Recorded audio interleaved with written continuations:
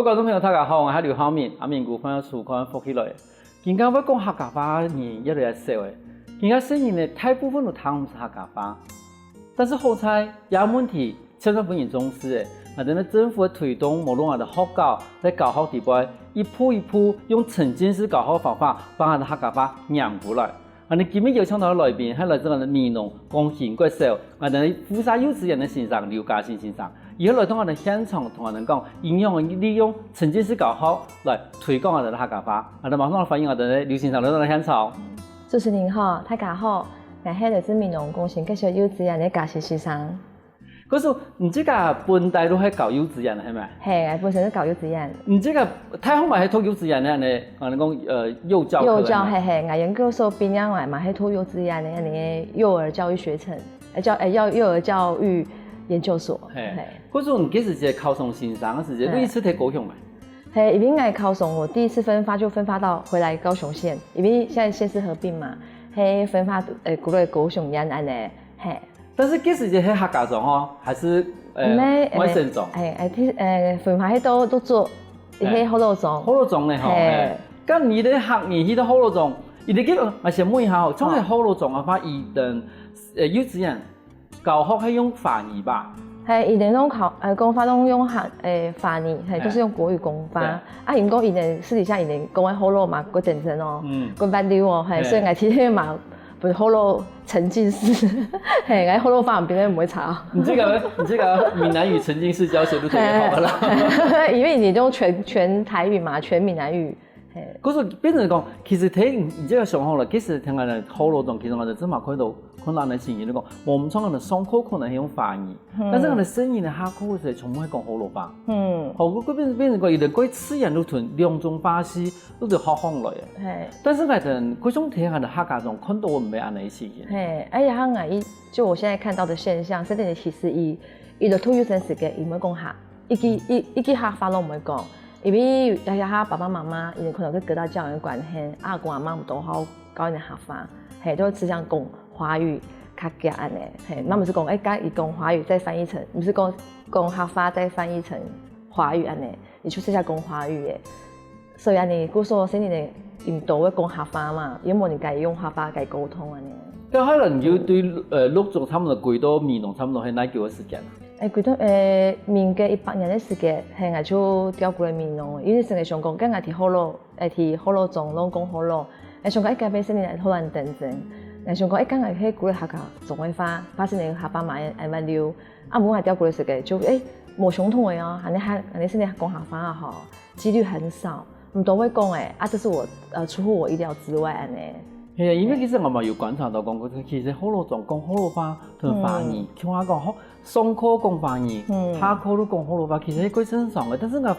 我即個喺你盤啊嘛，注意到我哋嘅聲音咧，其實上課講華語，下課咪係講華語，有些古來咪係講華語，就變成講我咪講唔清楚講，伊其實伊某個時間我開始學講客家話，咁從古來以後我開始講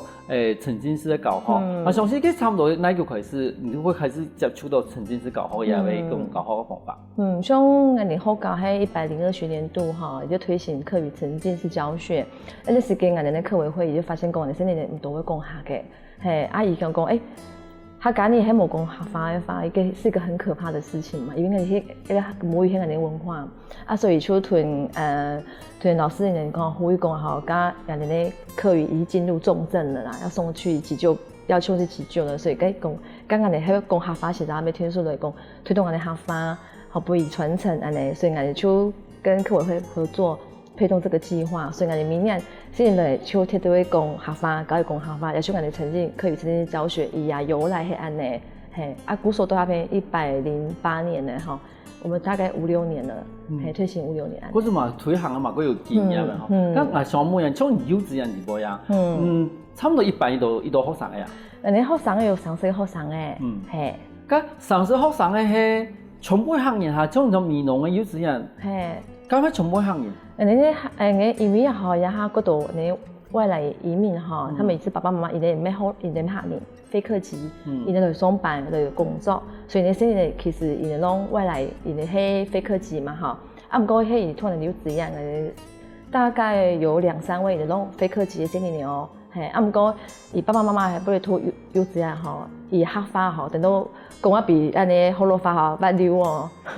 因为也都还无问题讲，譬如讲啊，你真的有心去推动啊，人咧客家话沉浸式教学，好，对项啊人来介绍嘛，我就沉浸式教学嘛。但是天条问到问题就讲，啊，我又没好多年，嗰种我家长也没好多年，啊，我幼稚也要教沉浸式教學，唔能讓我去推我哋嘅家長去講。我哋好教客家話沉浸式教學，嗰種我沒好多人唔同意咁樣咯。係，所以人哋要讀到嚇，而且爸爸媽媽好多年嚟講，我先你咪講客話，冇講係先你客話啦，以後都話都唔多講嘅，唔多會講啊，好講下。現在跟爸爸媽媽講哈，其實蠻的想，你多一個語言，多一個競爭能力嘛哈。哎呀，公部門其實政府很重視母語這一塊，你都之前你那客話，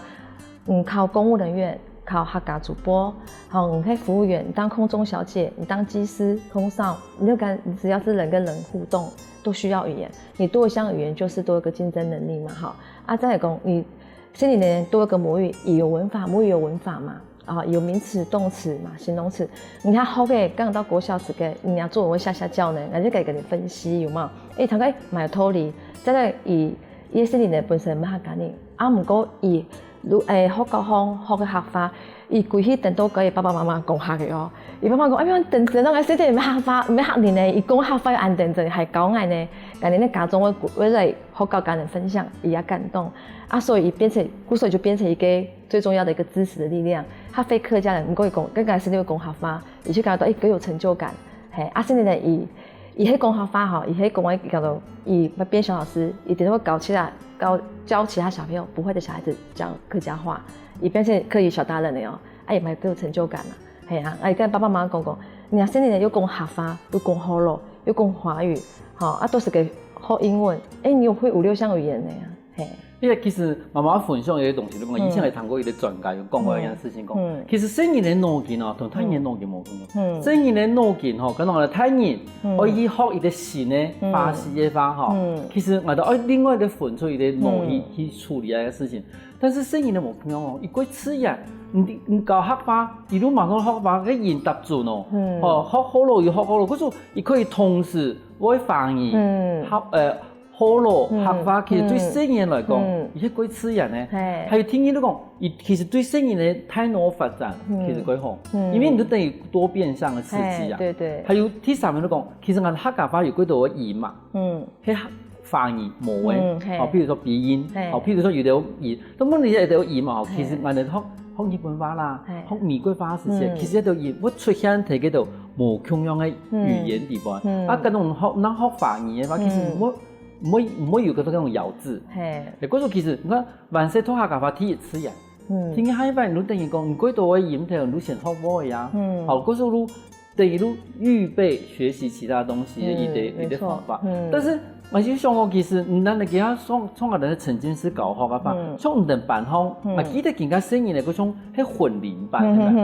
係，我哋算是一班，唔過我哋有大中班、大中小班哈，3個年齡層係，所以我哋呢4年大概小班的有10個，小班就是3歲嘛，3歲，個4歲跟5歲安尼。嗰個他個人強班，係，他係強班。咁你我教學樣咯，有啲3歲都話會生，個態度已經低嘅。咁我教學嘅時候，我樣去評分，講我哋太細、太中歲全部談是安尼一種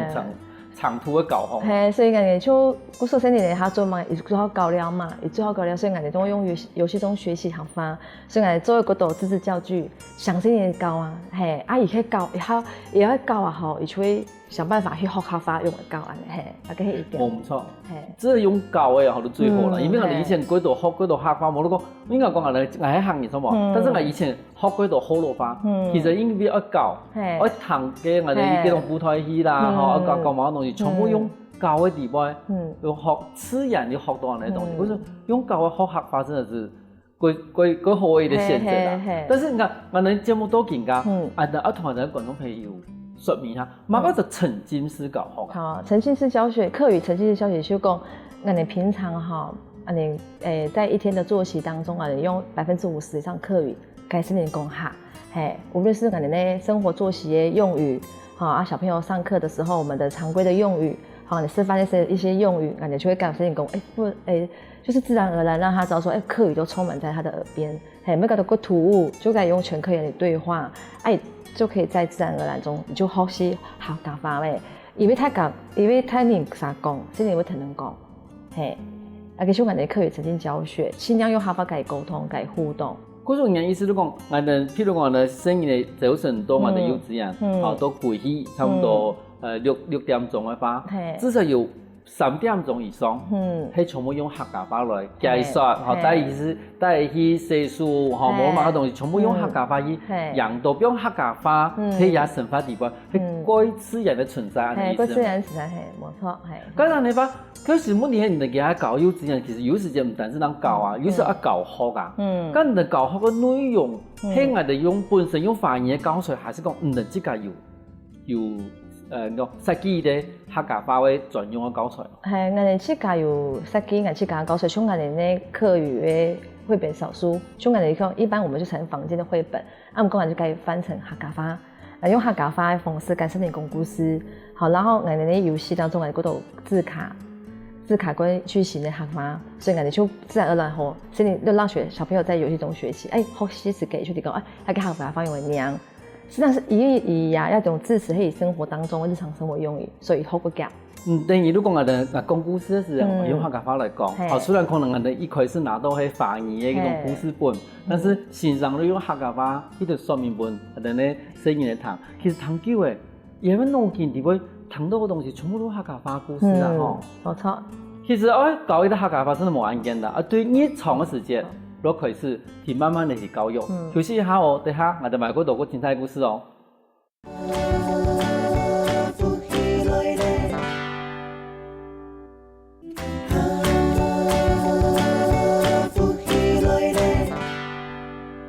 翻過來，復起來，上一節目我哋嘉誠先生同我哋說明，乜嘢都沉浸式教學。咁嘉誠先生想問一下，佢頭先有講過細年嘅嗬，對教地位啊，學客話，咁你係咪同我哋睇下說明下講，你用嚟同細年嚟教，好，然後實際用嘅東西本身嚟教，然後去學客話嘛？因為他細年最要交流嘛，那我們一定小店長就說，我們該如何從遊戲中讓孩子提高他的學習動機？我們要做一個教具，讓他說，大家講好講客，好學客話安尼。所以嗰時我今日帶咗一個扭蛋機。扭蛋機有啲生意的最好呢啊，因為一有零用錢，馬上去扭那東西。但是扭蛋機底部是有玩具呢，按照扭蛋機底部變化的東西哦。一個人呢就人的巧思嘛，好，就人家故事人用個扭蛋機來引起孩子學習，可以教他的學習動機。然後有種你看下個人的扭蛋，那個扭蛋哈，有看到它底部有乜個東西，來先拿出來。來，有看到個乜東西嗎？佢想係一兩三嘅樣嘅咧，好，有個係洋裝哈，洋裝。所以呢係，而喺搞扭蛋機之前，我就會問講，你今日想要做乜嘅衫？係，就扭個扭蛋下來，而且我回答講，今日想要做洋裝，係。好，你故事變成講，細年嚟扭下來嘅東西，第一，當然係我哋今日要教學嘅主題啦，聽講你今日教學嘅主題係一個衫褲類嘅東西，嗰種今日我哋嘅扭帶嘅內容都係我哋嘅衫褲嘅東西。啊，細年嚟教嘅時候扭下來，第一唔知會扭到乜東西，嗰時佢冇辦法寫準備。佢聽見呢個譬如講拿到一個洋裝，線上都冇買嘅。今日做乜嘅衫？今日做洋裝，咁喺中國喺西拉我哋叫做洋裝咯。所以唔怕講做洋裝哈，再搓一個扭蛋，不一公撇咧。那等一下同時學到洋裝怎麼講，學到另外一個衣服怎麼講，有些人哋就我哋想到一個巧思啊咧，而就講扭蛋就講，我哋想我哋今日係裳褲主題嘛哈，我哋就會有我哋裳褲嘅詞彙單詞題底本，我哋係天氣嘅，嚟就講天氣嘅，今日係教。安尼開傘，好搞通屋，底部就會通屋嘅，喺開傘咧，就是一物多用嘅概念安尼。真係呢邊個有片，佢想有一粒係，來我同他個人說明一下哈。佢落譬如講我哋扭蛋係我哋生意最好嘅東西嘛，扭下來以後，今日我哋主題唔係衫褲嘅，又係我哋嘅天氣。係天氣。嗰時話扭下來係啲乜嘢？落雪。咁現場能用冇啦？你就講今日天使用嘅呀。生意我講落雪咧，今日面弄都唔係落雪啦。唔係，你上唔聽日本。係啦，其實我哋喺台灣嘅山口係做落雪啦。嗰時講今日黑绿色的叶的。嘿啊，还有第八样哈，现在种乜嘅啊？你看他特别种乜嘅啊？故事我哋呢绿色的叶的，我哋可以做蓬先生。係蓬先生，還有乜嘅？有嘅乜嘅？蓬先毛。係蓬先毛啊，所以好多一個係綠色，啊一個係毛嘅，啊一個蓬先生，係。嗰時睇教嘅地方，真係一下都買到好多新嘅東西。因為有人學法等於講，我平常去講，蓬先生，又喺度蓬先生，又喺度蓬先毛，教迄個吼生意嘅貴氣，馬上都記唔得。因為冇嗰種嘅相像嘅地方啊，比如講蓬先生，我對對問嘅，一定係綠色嘛，平常唔會做蓬先生嘛。嗰時唔把人嘅環境同佢環境裏邊冇用到嘅東西合放來，其實真係。嗰好機呢？好機，因為以前講教了嘛，所以你喺教一擺吼，貴氣也好，就印象講講啊，佢邊好多嘛嘅，聽講就好在教，教時間就學嗰度學法，也不知不覺就吸收嗰度學法來嘛，這個就是我們所說的遊戲中學習。咁像咱嘅一啲扭蛋機啊，其實應該可以搞嗰度冇咁嘅主題嘛。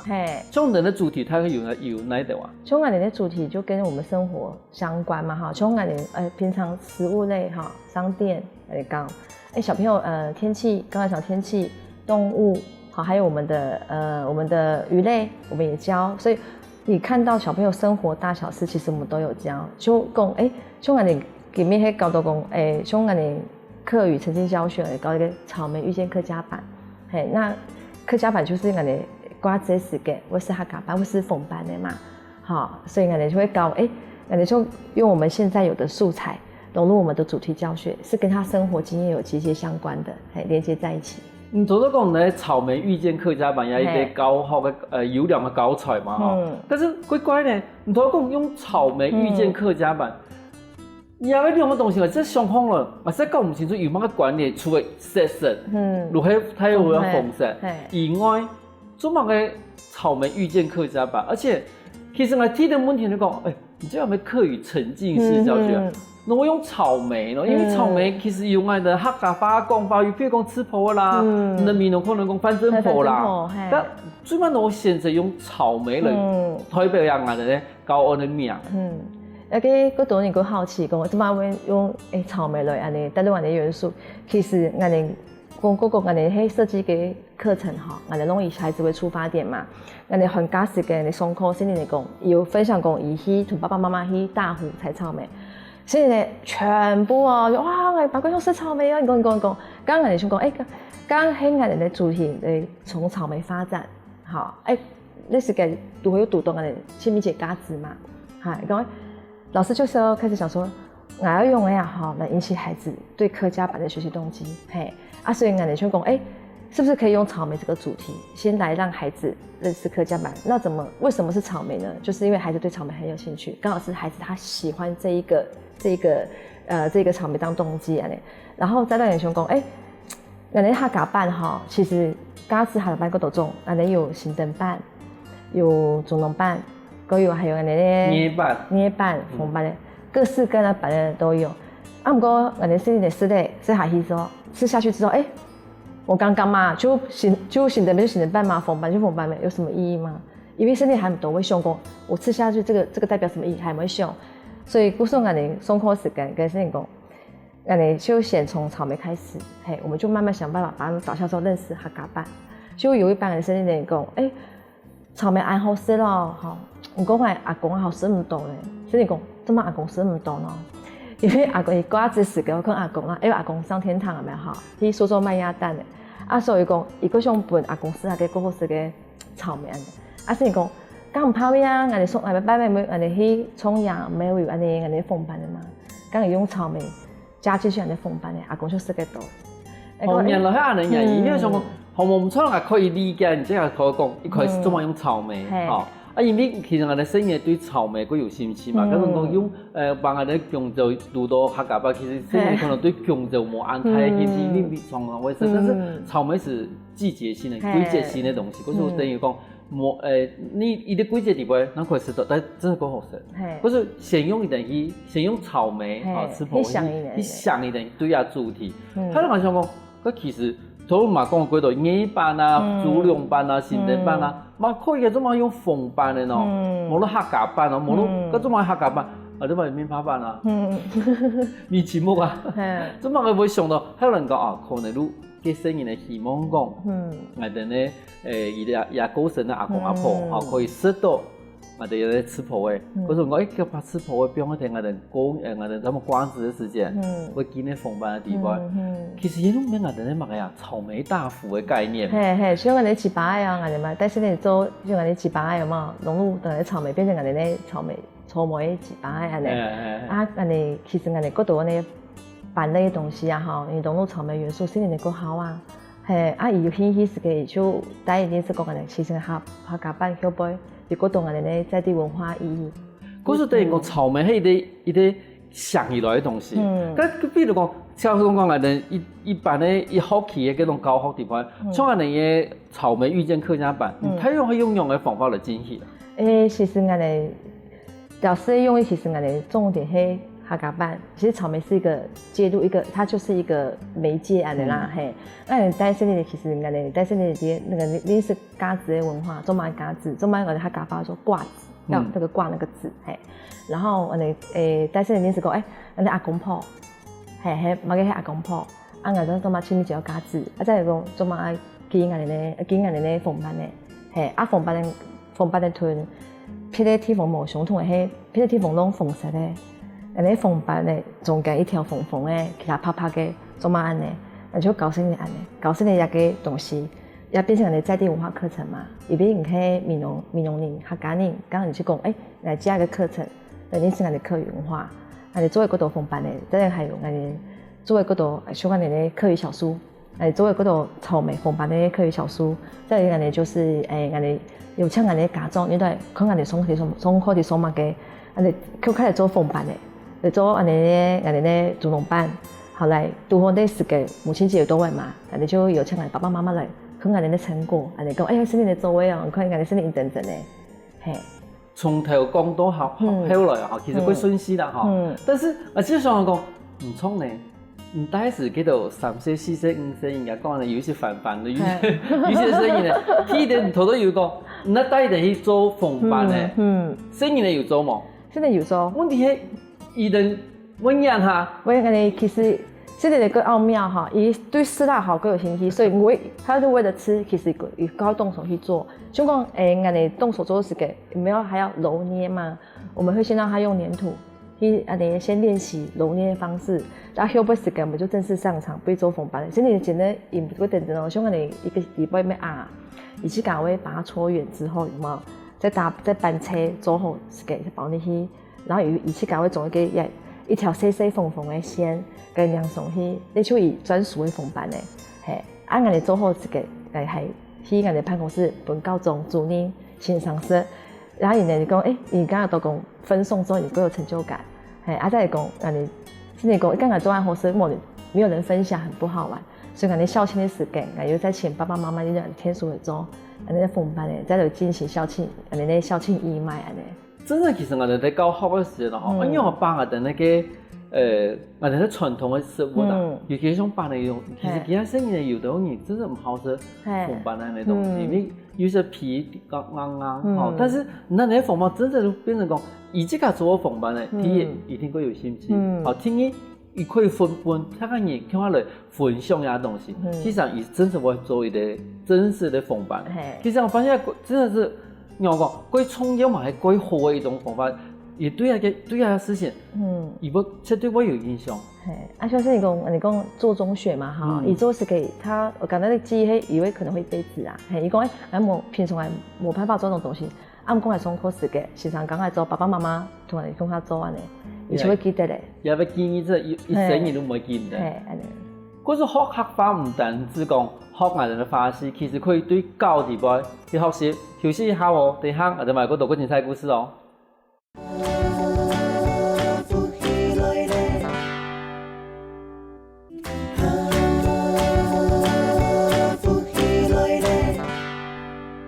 歡迎過來，福起來。上台節目我哋來賓嘉信先生，佢同我哋示範講，我用教療嘅方法來學客家話。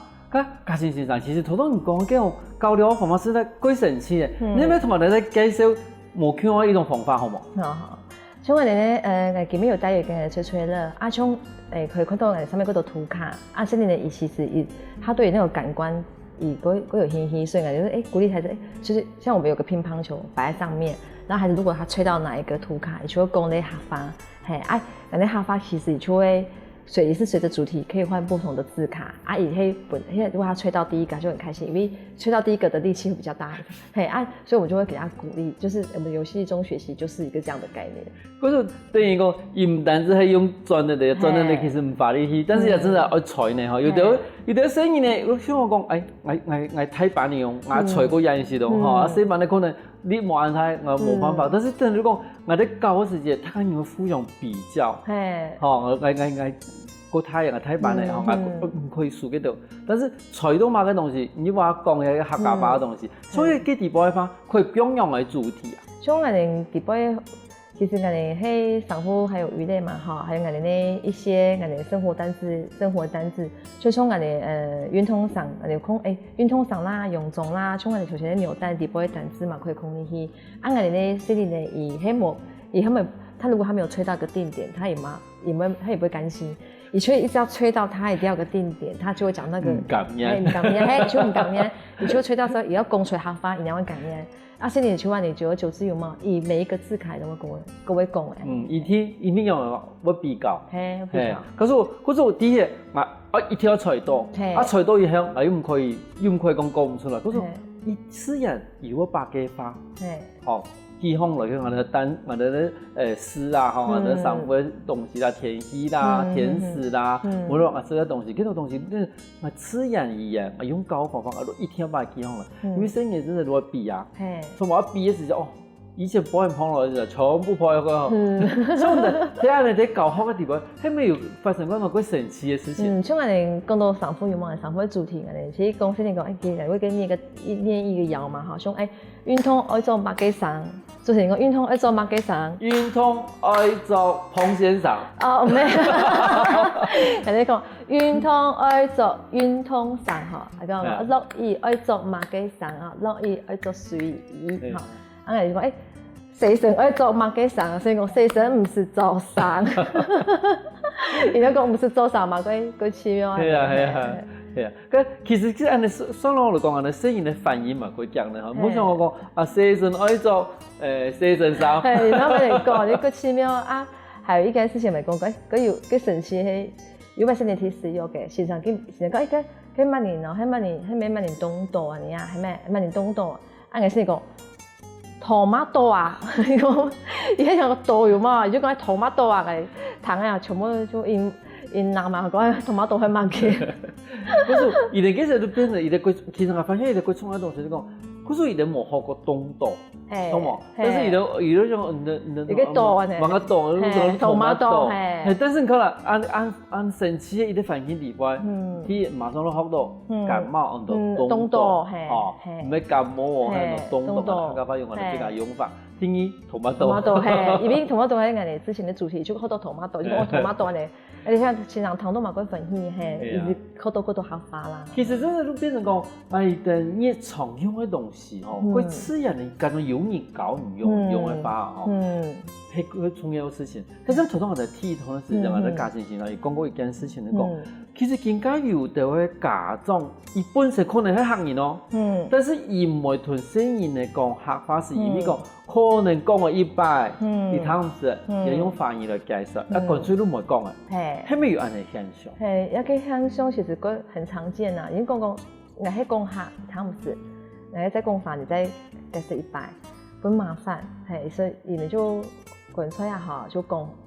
方言，係講方言。頂多唔講客話嘅係，人家跟家長講。應該就多多學習客話其實嘢啊，然後跟你講客語，天使嘛講客語嘛。我們現在生活周遭都是講華語嘛，都冇講客話。講人哋話，我想講嘅講客，所以人哋家長會跟人講，咁麻煩用。人哋講講，你去改下你唔講客話，你還奢望是誰會說客家話？定係會應鼓勵家長講，唔鼓勵是嘅，唔講阿公阿媽、爸爸媽媽鼓勵咁是你講客，係應該講，這也是一個我們的文化資產嘛，一個資產係人哋帶着走的能力嘛，那客語相對也是個帶着走的能力啊。等于如果你的沉浸式教学，唔但是在幼稚园里边教呢，你都希望也沉浸式教学嘛可以沉入来的呢。生意的轨迹还有成法，因为我哋提学到差不多6点钟啊，可能我哋唔但是50%，我哋可能60%、70%，全部用客家话，来教学，教了，来同他个人来天数做嘛事情的时候，全部用客话来教，但是一定贵起嘅，可能爸爸妈妈懒得提讲客话吧，伊都贵起都记唔得的呀。嗰时候等于你讲唔能贵起嘅话，同爸爸妈妈讲哦，你贵起啊哈，一条讲下生意讲客话哦。其实我喺呢边可以分享一个鬼神奇的事情，你讲有一点人出名的朋友，伊其实睇台东教书嘛，伊同我讲，哎，我要摸呀哈。也小学2年是没有嘛个乡土语言嘛哈，伊讲以前客家话呢，他讲你中文是客家话，你很演出名的，伊讲哦哈，伊是排湾族啦，但是伊的台东这片呢哈，冇排湾族师资啦，但是呢有客家话师资啦，可是也冇一路学客家话师资，伊讲我也冇一个我讲行咧。其实安尼冇唔会諗咧，其實等於講，雖然講我哋學客家話題學教，學一些些的，但是其實對生意的影響真是幾大。因為我觀察到吼，一下爸爸媽媽像我哋一種中生代嘅客家人吼，佢伊哋多考緊先嚟講客，人家咁麻煩，我哋去學教要緊先嚟講派，唔佢就跟爸爸媽媽講客，切對台上一起講客，跟阿公阿媽講客。阿公阿媽、爸爸媽媽堂都講下，伊就出嚟講下嘅，係，我覺得這個是一個互動吧，係，爸爸媽媽喺阿公阿媽堂都，伊哋啲孫咧先嚟會講下嘅，伊哋出嚟用講啊，出嚟，伊哋會想講，剛阿媽講啊先嚟講下，係，也個係一個用，就是互相，我覺得係互相一個交流，一個語言的一個傳承啦，我覺得。如果等於講人的生意咧，唔單止係個單方面的接受者啦，嚇，而唔係講你教阿媽嘅，我都講嘛，但是講啊教波嘢。過去幾天我講過，唔是喺客人咯，我同講下，唔能開始同我講下嘅咯，係啊，跟住講，其實爸爸媽媽以前會認為，幾麻煩嘅事情，有認為唔好用，或者後置會講客話用。我想想對阿公阿婆嚟講，真係會感覺到幾驕傲。因為其實以前我講我教生意嚟講客，有怪啲嚟，你看，而家我同埋主動同我講客，我相信對阿公阿婆嚟講，真係應該會幾歡喜啦。係，所以人哋就嗰度家長嘅回饋嚇，人哋講現在喺故意教你講客，也幾感通啊，因為20年前講客冇乜嘅，20年後講客其實是個很稀有的事情。佢從唔定講現國社化，從我哋做從我哋咧沉浸式教育，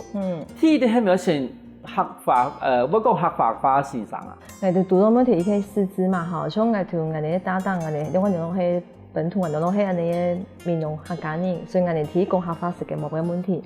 也還係讀到係非客籍嘅先生，他在教客語可能有些困難，係從我哋一下客語沉浸教學，以每個月都辦個多研習，本非客語老師學客話，係可能有啲位非客籍老師會講客嘅哦，係在這個研習下面客話而就會講，也會搞生意呢，再聽你就講，其實我哋讀到，因為你講我哋幼稚園學客話，學個白啲位，唔過都。人哋啲小學部有嘛，唔全部都會講客。係哦，係咪？都冇人嚟，咁我係講外陣時，有啲人係講過白料，講過好，咁我都我哋喺小學以後，因為記唔得咯。係，在以前還要重複係師資的問題嘛，哈，在今年就你平均每一節就是有一堂課講客。那以前很閒的你唔拉拜啊，你拉拜喏，係咪？哎呀，他先嚟講，你喺學校冇講，你像你一堂課講誒。其實你對你成效其實冇個太啦，先嚟講佢講，有啲話係伊本身有嘛，伊咩客家人，還是非客籍的小朋友，伊媽冇講客，攏講給你嘛，攏講華語，所以他講久而久之都唔講客嘅，也給我哋遇到一個斷層的問題啊。或者從人頭一開始講人嘅沉浸式教育，對我哋102年都開始嘛，嚇，嗰個已經108年度嘅，佢其實嘛搞咗6年，因為6年生意我哋講最一開始4班開始講哦，其實嘛已經小學3年生咧，好差唔多嘛，咁2年咯，2年幾啊應該還記得冇？伊哋有個問題講，伊哋記得，唔過伊哋佢唔會主動講下，唔好按上講，係所以我哋去上班嗰間，我哋用講跟住呢個小部嘅先生講，咱哋从沟通一个观念讲，迄唔係要講下嘅時候，就干脆你講下，先講下，因為你喺冇呢個環境，好加上糖素安少，一個禮拜兩一桶客家課嘛，客家話嘅課嘛，你發都唔拉白，你除非你彼此互相提醒彼此要講下，因為課一定要有那個環境，這是我們面臨的一個問題。因為有時候講到我哋嘅小學可能冇唔錯，人哋嗰度開始學啊，可能國語啊、數學啦、詞言啊、啥啲，咁講我哋咧，我哋咧鄉土母語嘅教程，變成1點鐘。其實1點鐘，起立敬禮係咧講一下前面，其實真係教育嘅都是冇乜嘅東西。係啊，但其實那個內容太少，係都變成講嘅，你其實50%嗰種，你本身本地喺客人嘅身上，佢唔單止50%喎，可能從頭到尾全部講客話。係啊，嗰時候都變成講，你看對於啲完全客家話環境裏邊，你到小學，一個完全要辦。有啲人覺得比較可惜嘅地方，講人哋講皮用暗號，會講客話，到國小時嘅可能又。我胸痛嘅啦，係。咁像安尼現象，唔知個因為講，嗰種有乜嘅方法可以去改進安尼事情呢？像講喺因為還有一個客華雙語實驗小學嘛，還有實驗班，然後就嘛喺人哋課委會有冇也推動講嘅，也慢慢發現這個問題所在，所以你就講來個實驗班來請一個課級老師從頭到尾講下，因為國小部有分科嘛，分門別類所以你就。慢慢在這一塊有冇？你可以發現問題所在，有一個去來解決，來找師資，然後我們來讓孩子的課語延續。唔講我剛剛講，要給只是一個怎麼講一個基礎，之後還是要靠各位的努力，靠老師、學生還有爸爸媽媽、阿公阿媽，還有家人的努力。嗰就等於你講我哋幫我哋已經教案好嘅嗰種幼稚園呢，曾經是教好嘅一種成果，希望以前喺小學嘅時間冇見得，因為咧客家同方言雙語嘅一啲角色，來繼續將我哋聲音嚟會講客話。嗰種其實傳承一啲客家文化，唔單止要靠2-3年，其實係我哋客家人一塊落去天數而努力咧。其實我哋客家話會講嘅人越來越少嘅，我哋身邊客家人絕對冇比我哋客家話聽我哋一推已經少咩係嘅，因為客家母語已經復興咗30年啦，我哋慢慢把佢行落去。今日佢咁請我哋咧線上來到我哋現場幫我哋分享好多安精彩嘅事情。多謝主持人，多謝大家。觀眾朋友，你聽下同我哋聲音嚟講客話哦，休息一下，等下同我哋線上來運動哦。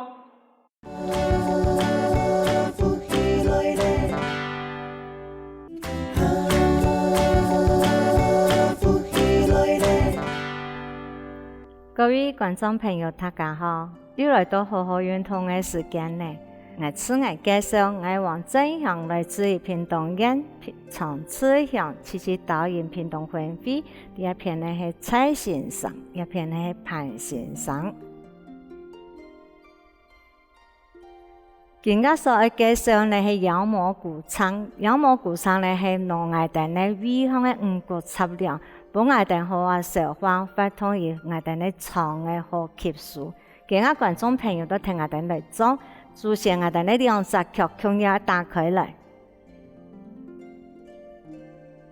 打開來過後呢，我哋呢企喺下邊上嚟坐下去，兩隻數把掌相對，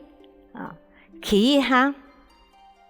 本我哋企一下換嚟起頭也已經充滿松樹嘅時間呢。我哋那慢慢地拿起起來，拿到我哋都市團位嘅中間，妖魔鼓唱係做一個攞我哋呢位嘅動作，做嘅時間呢，我哋對左右偏，點出去，像魔術咁樣，縮到對左偏，縮到進來，再送出去。我感覺到講我哋送出去嘅時節，我哋呢眼裏都同講我哋呢下盤冇同嘅地方係我哋胃有嗰啲嘅地方。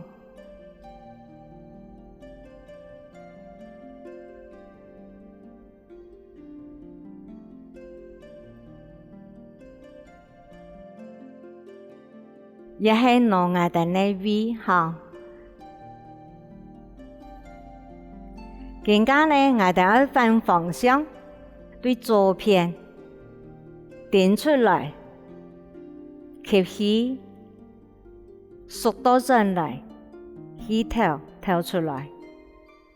也是挪我哋嘅胃，同我哋嘅胃腔咧，使得五谷杂粮，那挪胃好消化，增加我哋細腸嘅吸收。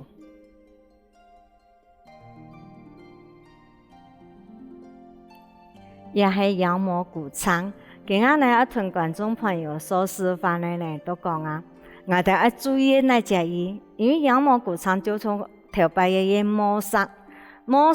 哋下盤係無痛嘅，我哋呢肚臍也一塊，同腳啦下也一塊係無痛，痛嘅係我哋呢胃痛也胃腔也一點，我哋電嘅時節係我哋要注意講啊，我哋電嘅時節係也嘅，所以我哋呢肚臍以下冇動，我哋電一隻嘢，嚇，也係按嚟電嘅時節係我哋要注意講，觀眾朋友注意看我樣式，我電嘅時節。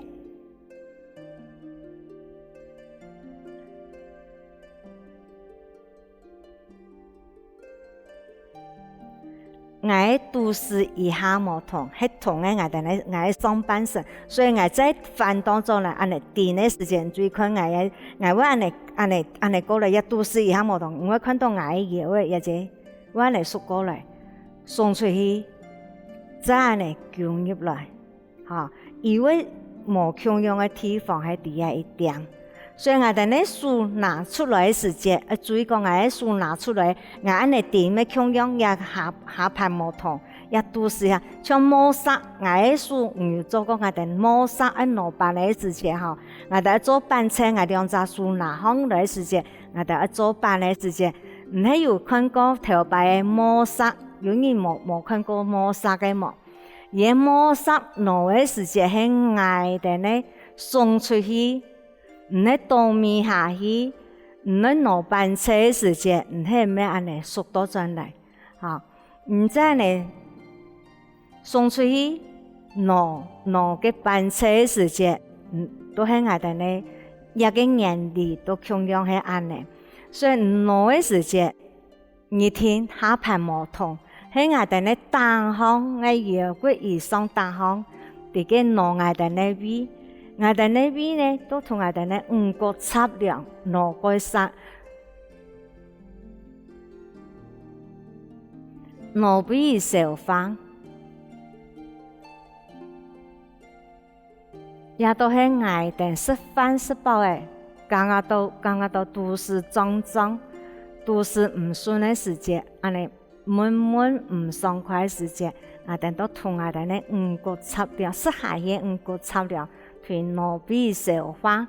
也就要多注意。所以講啊，我哋攞嘅時節，觀眾朋友注意講啊，我哋點攞嘅時節，我要分享到講嚇，如果你攞嘅時節話咧，嚇，如果按你攞，按你腳停頓嚟痛，手會停頓嚟搖，也係攞嘅時節按你做。冇講過理想嚇，因為安尼，我哋呢眼神放出去嘅，我哋呢下盤眼神要達到乜樣嘅，安尼我哋無法出去攞到我哋呢位，所以我個注意一下到我哋啲攞嘅時節，唔會讓嚟去我哋呢位被消化，增加我哋呢位嘅空間，而被攞俾散，使得五穀雜糧而攞俾散，增加我哋呢細腸嘅吸收。都係做講我哋呢下盤冇痛，痛嘅地方係我哋呢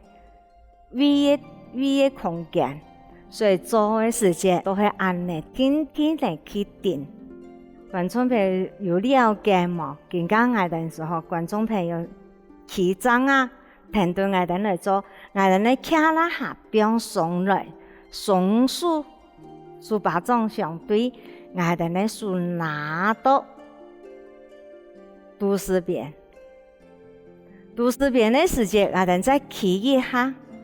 係樣咧，幫我哋穩，我哋呢氣頭加到骨飽滿咧，我哋拿向右邊，點出去，好，吸氣，縮當上來嘅時節，係頭戲，天天呢送出去，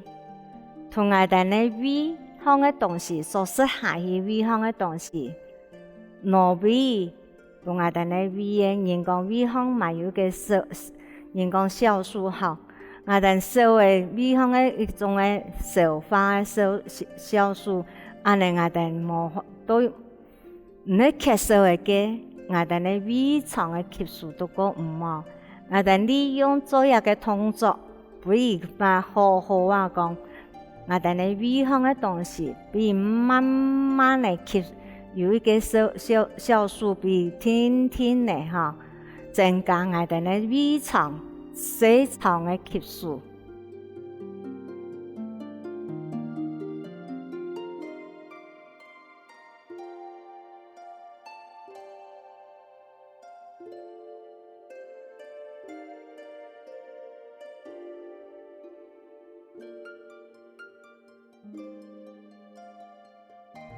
有位觀眾朋友我講，假我挪一道下，我嘅胃哪會過爽快，哪會過好呢？看觀眾朋友嘅眼神嚇，你教到我挪到順順咧，我都順順嚟做。我嗰種挪到講啊，我左右做嘅幾下，我又想反倒轉嚟，向右邊冇向左邊，佢都唔怕。看觀眾朋友嘅眼神。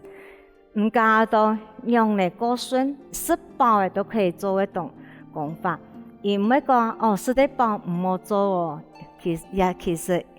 也係一種嘅幫我哋好好話嚟消化嘅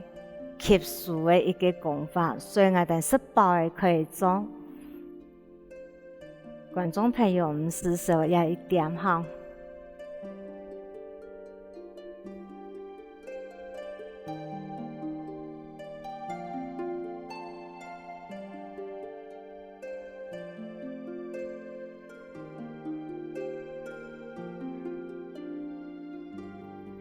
觀眾朋友所示範呢係我哋嘅脾胃功法，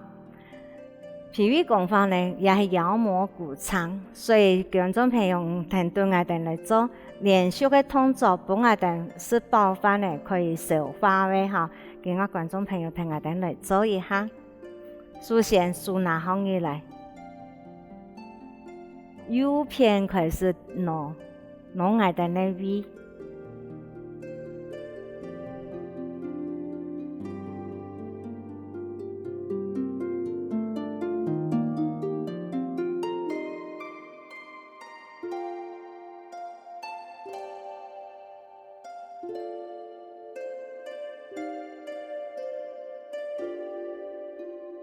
而家嚟向左邊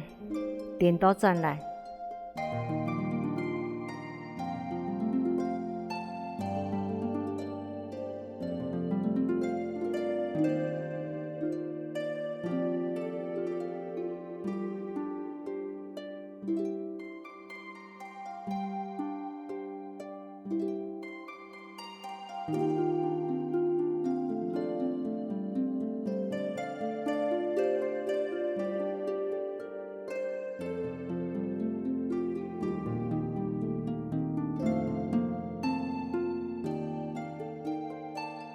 觀眾朋友，以下所介紹嘅呢係妖魔鼓掌，妖魔鼓掌對我哋呢胃腸幾好，希望觀眾朋友好好來做，我哋下一次那來了。